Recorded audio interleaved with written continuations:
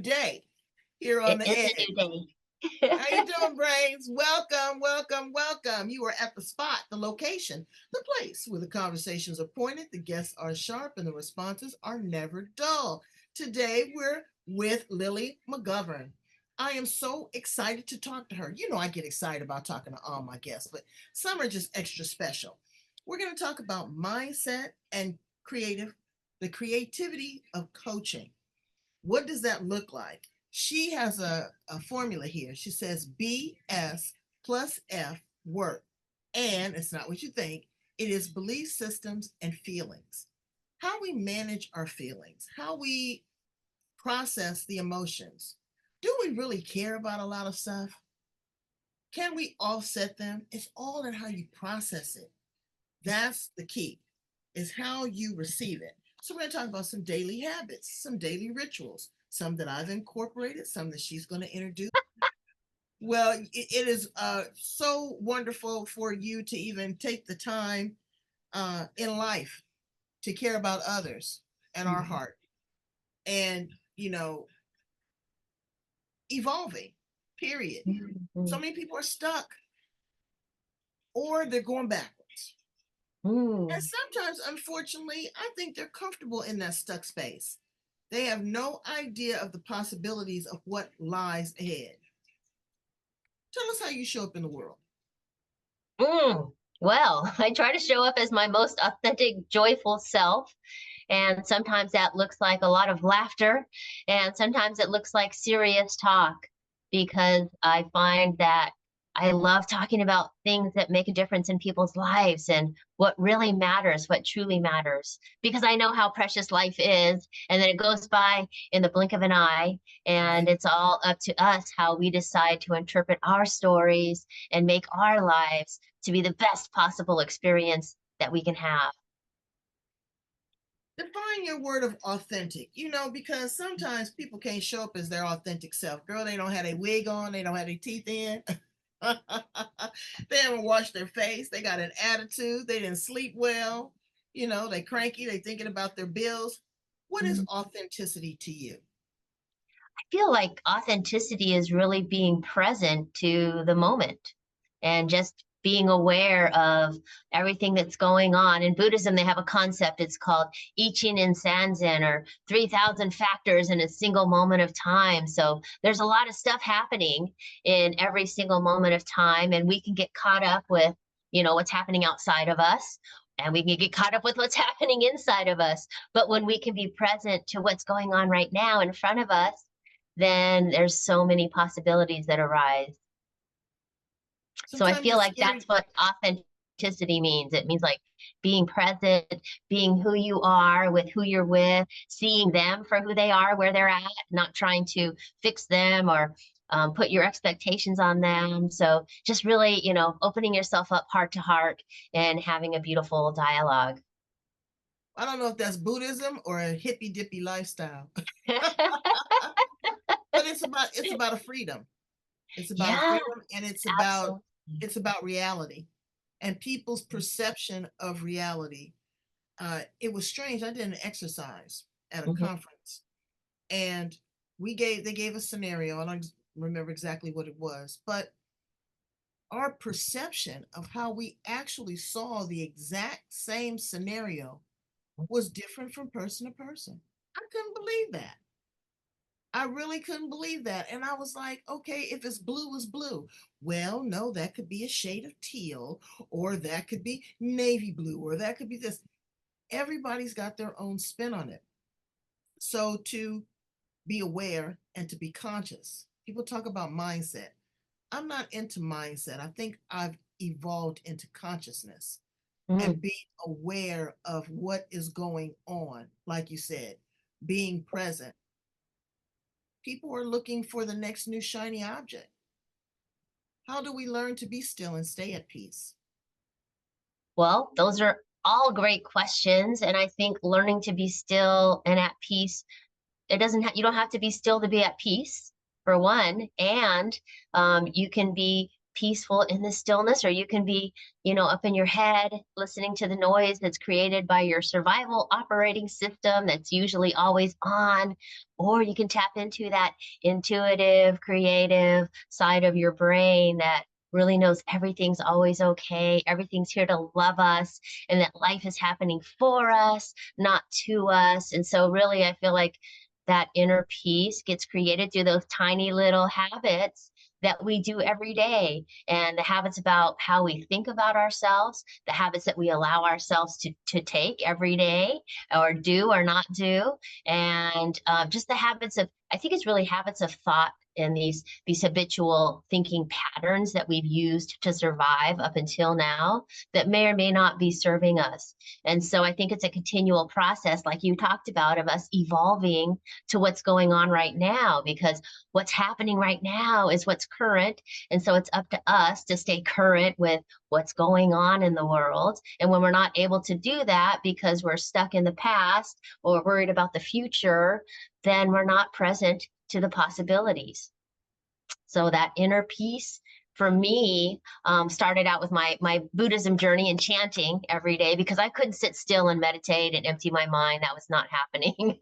So Mm. I started chanting, and that's been my kind of morning and evening. It's a twice daily practice where I get to kind of sing to the universe, say some words that my conscious mind doesn't really have to focus on, and then my heart just gets to explore. And that's kind of like the inner peace for me, is this sense of absolute happiness no matter what's going on in life. So no matter if I'm having problems or not, because we go through those, seasons of our lives where we're going through some tough times, and then we go through the Absolutely. times where we're coasting downhill. And so, like, how can we be happy no matter what's going on? Because life is going to happen all the time. And just like a sailor can sail on the river, if there's bends in the river, right? He can navigate the river. We can do that with our lives too, if we allow ourselves to get um, this sense of grounding and inner peace within through this practice. And it doesn't have to be chanting, it doesn't have to be meditating. It can simply be walking, or it can be allowing yourself to sink into your body and grounding into just feeling your body sensations for 10 seconds. Exactly. Yoga. Yoga, Yeah, and so many absolutely. people get confused with yoga. They think that it is about the poses.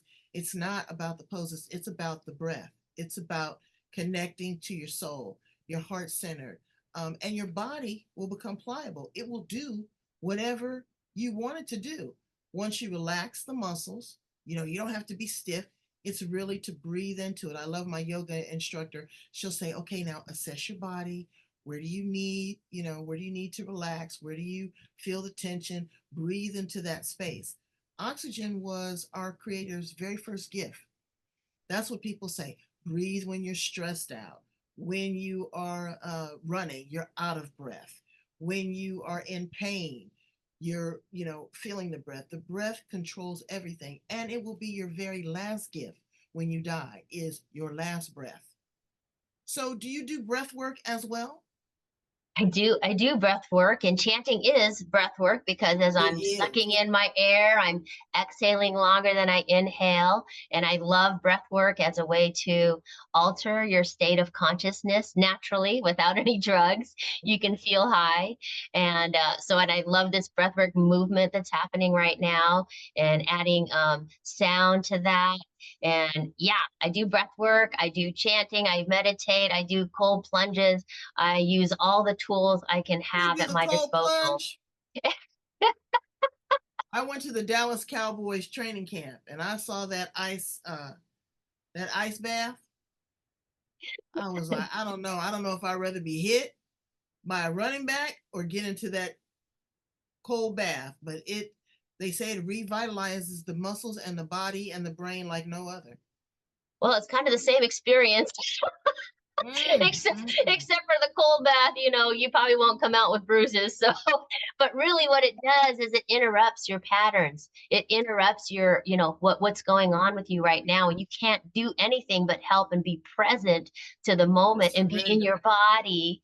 And so that's what we all are asking for at this time, to get out of our heads, into our hearts, into our bodies. That's why I believe that's why we came here, to be humans, is to have this human experience of feeling what it feels like to have the heaviness of a physical matter reality human body, and then having the limitations of that, as well as emotions, which is motion and Yeah. energy, as you know, and just experiencing that through your body, through the vehicle, but allowing it to like come in and then go out, just like we take a breath and we got to give a breath. And so it's like this beautiful, inhale, exhale dance of existence that a lot of us walk around just, Yeah. Uptight. well, we're holding our breaths, waiting for the next Right. bad thing to happen, right? I used to do That's that all terrible. the time. I did it for 45 years until I learned that I had to start breathing. Have you And always man, been a Buddhist? I've been a Buddhist since I was 22. Okay. So it And feels like it. in the Buddhist philosophy, there is a belief of reincarnation. Have you Mm. had past life regressions or past life experiences? Well, I feel like everybody lives all these lifetimes in a single lifetime now that we have such a long lifespan. And it feels like, my 5-year-old self, that's a past life. My 15-year-old self, that's a past life. But I certainly have had experiences where I did do what was it? They beat the drum, the shamanic journey, where they beat the Okay. drum, and you do like a past life regression. And so I found myself burning at the stake. I found myself running as a horse. I found myself getting sacrificed in the, I don't know, rainforest someplace up on a pyramid. And Mm, those were really, really clear, vivid memories. Whether they're real or not, who knows, but they were real to me. And so it right. feels like I have that collective, I think it's a collective consciousness around these things. Yeah. Absolutely. Absolutely. How And about so you? now, me, yes, I've had some past life experience. I had one where I had an out of body experience where Mm, my soul separated from my body and I was able to hover over and watch what was going on. I had another experience when I went to Beijing, China, and they took me to the doctor. And I said, I have no intentions to go to the doctor. I'm a black woman with an afro and Kaiser insurance. And then you can do for me over here. He goes, but I need to tell you about your past, your present, and your future. So he checked my liver, my kidney, and my spleen right here at my wrist. He looked uh-huh. at my tongue and he looked in my eyes. And the things that he told me was mind blowing. And everything he said came true. Wow, that's amazing. It was amazing. It was amazing. So now, as we move forward, and we are in this cosmic vortex, we are in 5D. We're in the age of Aquarius, much gentler and kinder than previously, the age of um, Pisces. What are some of your ideas, some of your thoughts? We're in the age of the woman. Woman is on fire. There hasn't Mm. been a revolution like this since the burning of the bra. Yeah. And the right to vote. And we are in our element. But if we do not leverage this right now, it can set us back 100 years. What's your thoughts? Well, my thoughts are we are rising. We are rising as a collective, and we are rising as women. And one of my favorite sayings in Buddhism is a great human revolution in just a single individual will help achieve a change in the destiny of a nation, and further can even enable a change in the destiny of all humankind. And so I think even just us having this conversation here today, where we're sharing our hearts authentically as powerful women in society and unafraid to say whatever we want to say or what needs to be said, is shifting and rising the consciousness of all mankind. And I love how the divine feminine is being embraced, especially by men too, right? They're Right, starting right. to come into their, I have two sides too. I'm not just this big physical guy, I have feelings too. And So it's just really interesting to see this growing into a full human being, as either a woman or a man, and how people are, the gender identities too. Like, I don't want to be. Some people don't want to be boxed into being a man or a woman. They just want to be an individual. And it's like, oh, that's so interesting because Until that's like, you gotta go pee, then you gotta be one or the other. well, it brings up a whole conversation, right? About identity, about who you are and why you came here in this world, and where do you want to make your stand, and what's your message.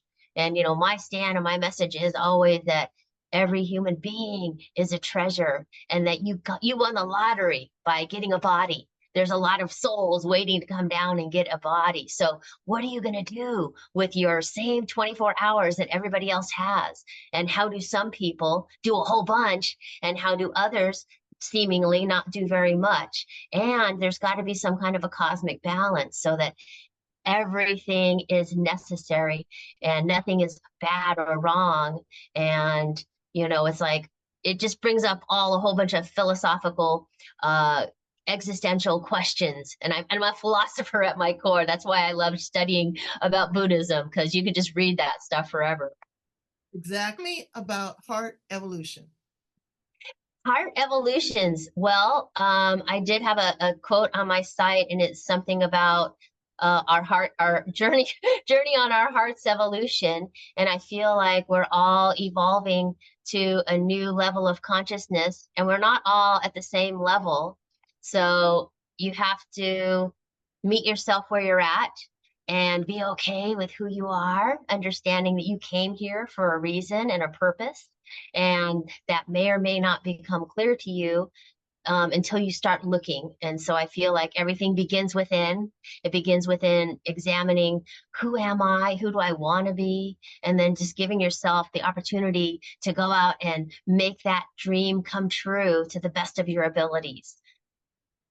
Are you coaching individuals? Are you teaching individuals? Are you retreating with individuals? How are you Yes, sharing this knowledge with all the world? that, all that. And I do group coaching, I do individual coaching, I do something called quantum healing hypnosis technique, which is a form of sometimes past life regression, but it's all really a journey into exploring consciousness and exploring where you're at. And you can always go deeper, you can always expand more into who you came here to be and who you are. I feel like it's not about fixing something that's broken. I thought I was broken for many years. And then when I finally figured out, oh, I'm not broken, I just forgot who I was. And who I am and who you are and who everybody is an eternal, infinite, creative being with the ability to change your life.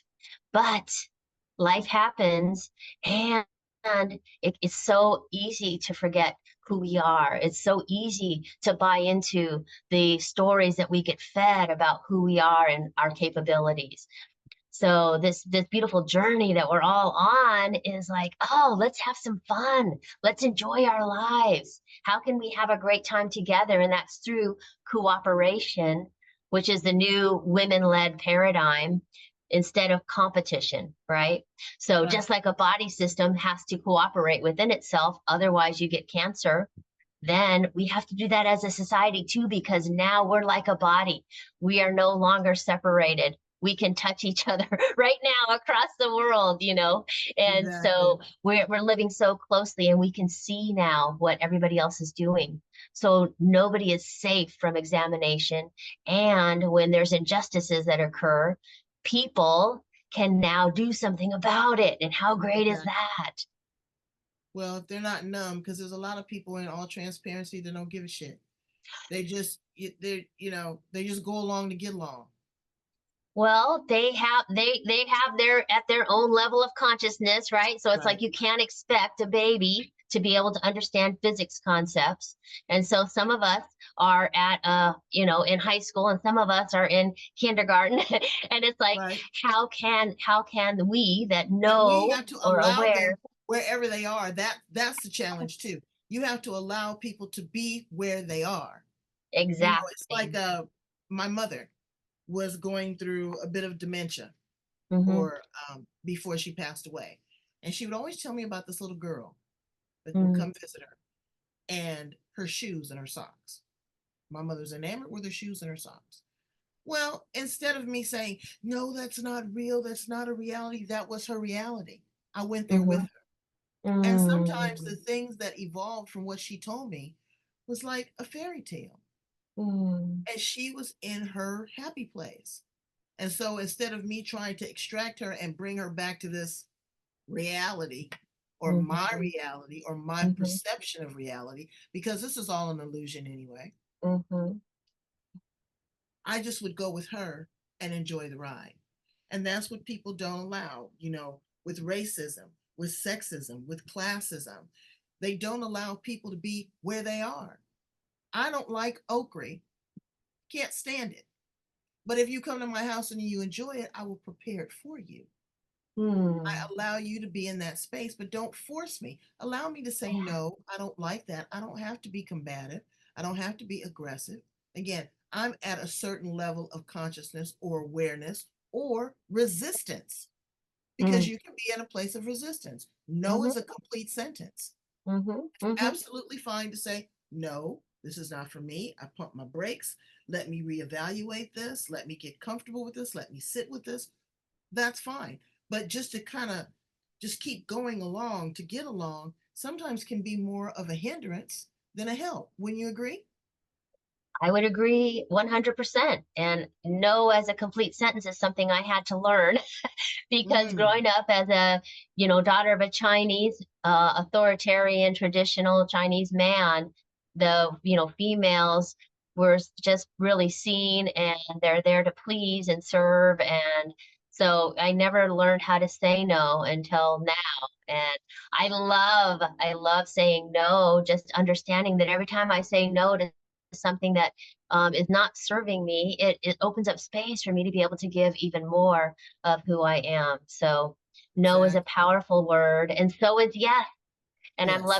loving just, using words and then hearing people say these words and really receiving it. Because as I was growing up, I learned that I had to be very scrappy and I had to be take advantage of the situations that I could take advantage of. And so I taught my son as he was growing up that there's a right way to do things and there was a wrong way to do things, and that's not true. So it's like there's so many ways to do things, and I love how you said you're going to meet people where they're at, because that's what I've learned through my coaching journey is how to allow people to be where they're at and let it be okay. And it's like it's awesome. I love you exactly where you're at, who you are. You're an amazing individual, and just because you don't do things the way I do things doesn't mean you're wrong and I'm right. And it's like, what can I learn? What can I learn from you? And so having that beautiful curiosity, like a fascinated anthropologist, just like getting really curious about another person's journey has allowed me to open up and be more tolerant and be less judgmental and raise, it feels like I'm raising my level of consciousness through that exploration. How about you? Well, you said you used a word that I have a different interpretation on. You said Mm, judgmental. I do mm, judge. mhm, And I mhm. don't, and I don't tell people, but the judgments, they're not always negative.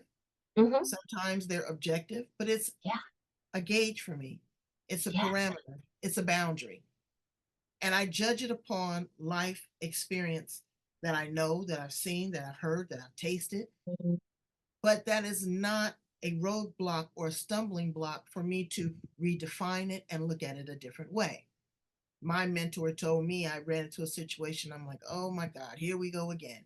And she goes, you chose to take it there again because of the simple fact that was your choice. You know what happened the last time. Now you have an opportunity to reframe it.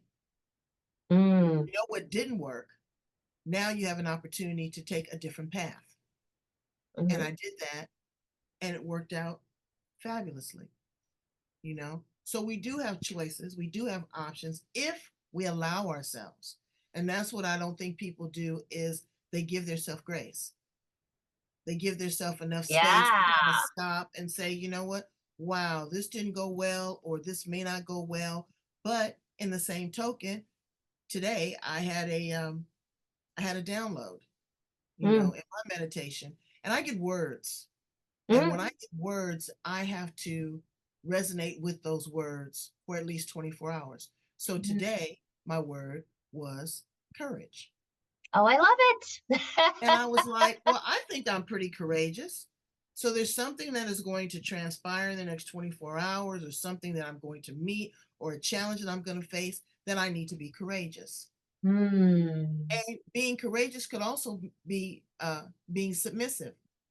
You have to have the courage to surrender. Absolutely. Absolutely. And courage is such a powerful word. It's the tipping point between love and fear, as you know. And courage is also what allows us to step out of our comfort zones and to go into the unknown, take a step into the unknown at our green growing edge so that we continue to grow. And like you said before, it is so easy to get into these habits and routines every day of going to work, getting home, or being at home, having that glass of wine, watching the Netflix, and then it's like, oh, I wish I had time to go, start my business, or I wish I had time to go write my book, or I wish I had time to go to the gym. And it's like, you have time. It's just that your priorities aren't Right, quite where they need to be because your actions express priorities. And you haven't made yourself a priority, probably because right, you're so used to saying right. yes to everybody else and no to yourself. And Mhm. so, my job as a coach is to really allow you to understand that you got to take care of yourself first. So, ultimate self care is unconditional love, which most people do not have an experience of, and compassion for yourself. And I was listening to you talking to another gal, and you told me, or you told her, told us that you used stars as your little like reward for Do. yourself. Yeah, And my stars yeah, your every gold day. stars, Look, right? you see that, brains? Every Well, day I give myself and a reward. I just wanted to say, because I heard you say if you don't make that day or something, it made you feel like you were a little kid, in which, these kind of things do trigger us. And what I do when I don't make my gold star is I draw a heart and then I color it in. Oh, And because that's the days when you really need a little bit of extra love and compassion. So oh, I just wanted to give that's you that sweet. little Well, tip. and I And received that. yeah, I received that because, instead of giving myself a sad face or frown, give myself a little extra love. Give myself a little grace. yes, yes. We all Well, have to thank do you. that for ourselves, right? Absolutely. We have to do it because nobody else is going to do it to you like you can do it to you. Now, you Exactly, take that any exactly. way you want to take it, but nobody can do you like you. But you know what you want, you know what you deserve, you know what makes you happy, you know Yeah. what makes you sad, you know what your challenges are, because that is uh, an individual outline. But you have to color in the white spaces. You have to Mm, find your shades of gray. You know, nobody's going to do that for you. It could be a therapist, you could be outside medicating, it could be a lover. All these things are outside influences, but you've mhm. got to deal with the internal. Let's ask you some fun questions because you seem like you're Okay. a fun kind of girl. All right. If you were an appliance in the kitchen, Lily, what appliance would you be and why? I think I would be that KitchenAid mixer that blends everything up because I Well, okay, love so causing I love causing motion okay, and because there's a it couple of them. transforms things. Are you talking like a Vitamix Yeah. or a Ninja? Because the Ninja just cuts and blends. The No, Vitamix I like takes. the Vitamix. I said I was going to be the air fryer. Oh, nice. Oh, that's I Yeah, love the air fryer. Oh my God, the air fryer is the best. I want to be the air fryer. If you were a flower in the garden, what flower would you be? Well, my dad named me Lily, so I would have to be I would have to be Lily. Really? I think I want to be a tulip. Oh, I love I like them tulips. because they come out strong and sturdy, and there's nice little tight bud. And then after a few days, they just go wild. The stem just goes everywhere, and they have so many colors. That makes me happy. What planet are you from, Lily? Um, when I had my first QHHT session, I was from the Orion star system. So I didn't Mm, really get a planet name, but that's where I'm from.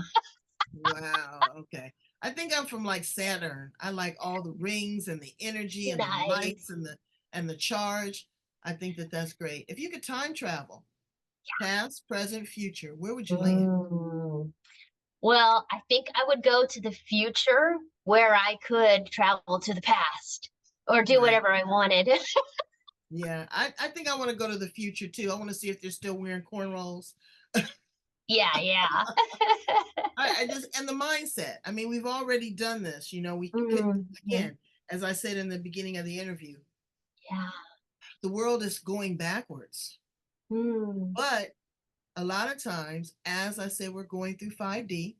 We Mhm. are going through a lunar vortex. Sometimes you have to go Mm. back to rev your Mm. engine to have Mm. the ability to thrust forward. Yeah, So I love that is that. very important. It's very important. But We have I a mean, yeah, we have a great analogy in Buddhism about when you start to open up your life or transform your life. It looks really messy in the beginning when you start looking at your life because you haven't looked at it before. It's kind of like you've been going through the house, your routine, and then suddenly you look up at your bathroom mirror and it's like it's got all this stuff all over it. You didn't notice it before. And so that's kind of like looking at your life and it's like turning on a hose that's been dormant for years, and all this stuff comes pouring out. And then pretty soon, as you continue to do the work, the inner work, examination, self awareness, asking yourself questions, journaling, getting this stuff out, figuring out who you are, what you want, what you love, you're going to become more clear and able to see a beautiful reflection of who you are in your environment, in the people that start popping up around you. And that's what our environment is. It's a reflection of ourselves, right? We're always reflecting and projecting. And so your environment will start to reflect your inner state, and you'll have problems, but there'll be better problems. there'll be right, there'll be other people's problems that you right. got to solve, not your own problems. So And this awareness. So yeah. many times people are jaded and they're clouded again by the outside influence of the media, of other people's comments, of other people's perception, of social media. They forget about who they are. They Right. And lose so sight of their dreams and who they aspire to be and who they're meant to be. exactly. And I think what's missing is the space, the Mm-hmm. liminal space in between the inhale and the exhale.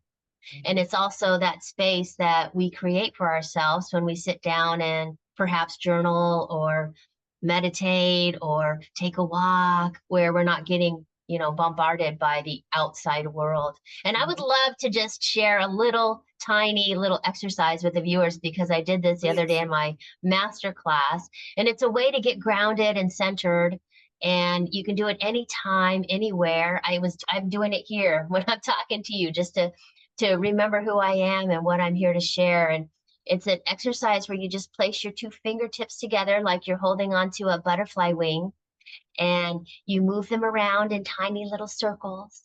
And you become aware of every little whorl and ridge and bump and feel the temperature of your fingers. And if you close your eyes, you can become even more aware of the sensations in your body, in your fingertips. Mm-hmm. And if you do that for just simply 10 seconds, you've activated that intuitive, creative, infinite part of you that knows all the answers. Mm-hmm. So there's hundreds of these exercises. They're called somatic sensory exercises, and it's grounding into your body, remembering you have a body, and really just delighting in all the sensations that you can experience with your eyes, with your ears, with your sense of touch, and just being. That's wonderful. I'm going to try that. I know another one of my guests told me about how to clear a lot of anxiety by touching the back part of your ear.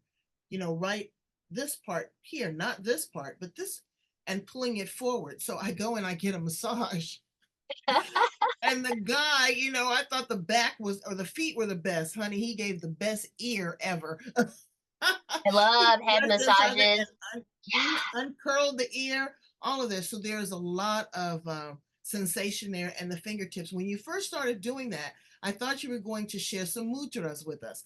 I went and online and got all of these different mudras, and now I see the most powerful people, how they position their hands when they're talking, Mm, in mm, my meditation, even when mhm, I use the restroom and eliminate, right? Let me tell mhm, you, they've mhm. got some ones that will allow your body to just completely eliminate that constipation Ooh, is not even there. I It's love easy. it. So Mudra's it is really about the breath. It is about connecting with one. It's about connecting with yourself. It's about connecting with Lily because she is the business. Tell my brains how to get in contact with you. I'd love for them to work with you and follow you on social media. well, my website is heartevolutions.com. And I'm on Facebook, Heart Evolutions, and Lili McGovern. And I'm on Instagram, Lili McGovern, and LinkedIn, Lili McGovern. So I am who I am. And I actually just started my LLC, and it is called Powerful Joy. And I'm not trying to confuse you. I just want to let you guys know that because I love that name. And I feel like that really expresses who I am and today. So, yeah. Well, that's all we can do, brains, is live in the moment for the moment. The present is all that we have. The past is already gone. So we just look to the future as a gift. Thank you so much, Ali, for being here on the edge. You have given us so much wisdom, so much joy, and such a beautiful, giddy smile. You make me happy just to talk to you. Yay. Well, thank you Brains, so much, April. And I'll love to leave your listeners with my, thought again that your history is not your destiny. And every moment is a new moment to create a life that you love. mm, get Until we busy meet doing it. again, go forth and blossom, Exactly. lovelies. Thank you so much, April. Mwah. Thank you. You are the best. Brains, go in, love, Thanks. like, share, and subscribe on the edge. We will have more heady conversations with great people right here.